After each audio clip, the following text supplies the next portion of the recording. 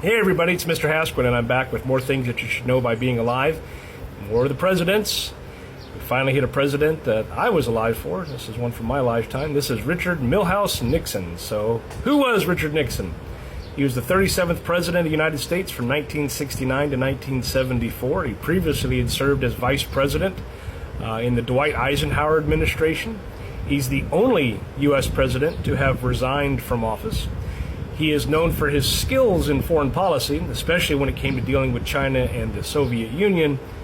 Domestic policy, anyway, he's also known for the Watergate scandal, which brought down his presidency. It may be unpopular to say, but I think the argument could be made that Richard Nixon was a foreign policy genius. I know it's just kind of weird to say that, but his opening of diplomatic relations with China in 1972 was a huge Cold War breakthrough.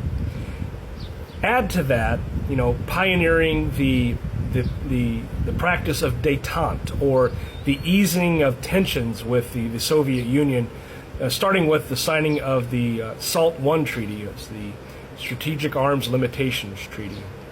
He also ended U.S. involvement in Vietnam.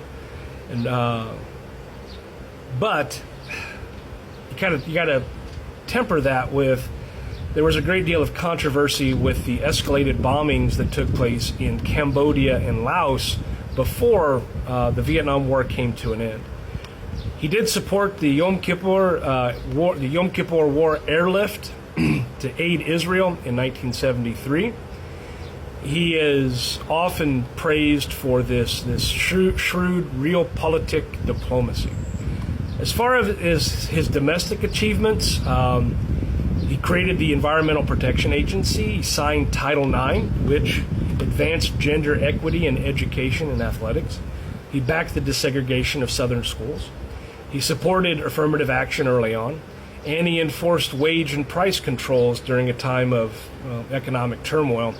He did oversee the Apollo 11 moon landing in July of 1969, though he's not the one responsible for starting the program. But the dark cloud that hangs over his administration is the Watergate scandal. In 1972, 5 men were caught breaking into the Democratic National Committee headquarters at the Watergate Hotel, the Watergate complex.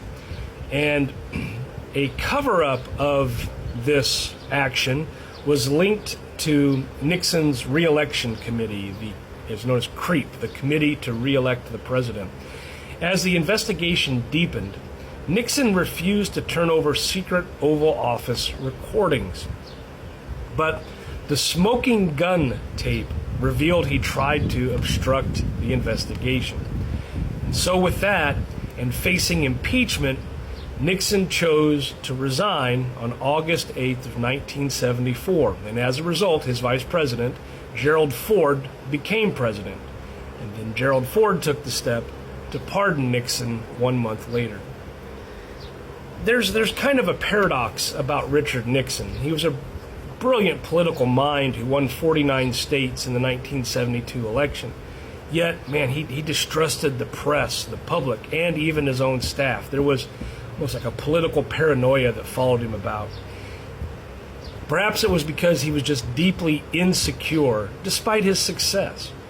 This is all the paranoia and the dirty tricks that are associated with him. He left behind a complicated legacy of brilliant diplomacy and just moral failure. Some famous quotes from Nixon: "I am not a crook. The greatest honor history can bestow is the title of peacemaker." And then finally, "Only if you've been in the deepest valley can you ever know how magnificent it is to be on the highest mountain."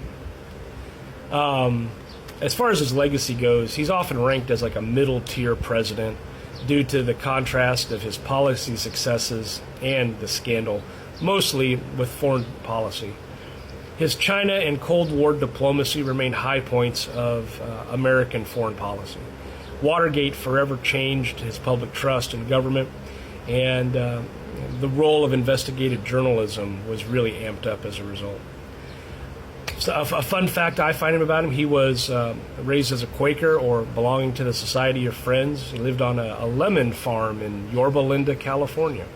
I believe that's the location of his presidential library. So if you learned something new and you like what I had to say, please like and follow, and I'll continue to provide more 3-minute breakdowns of U.S. history. Thanks for watching.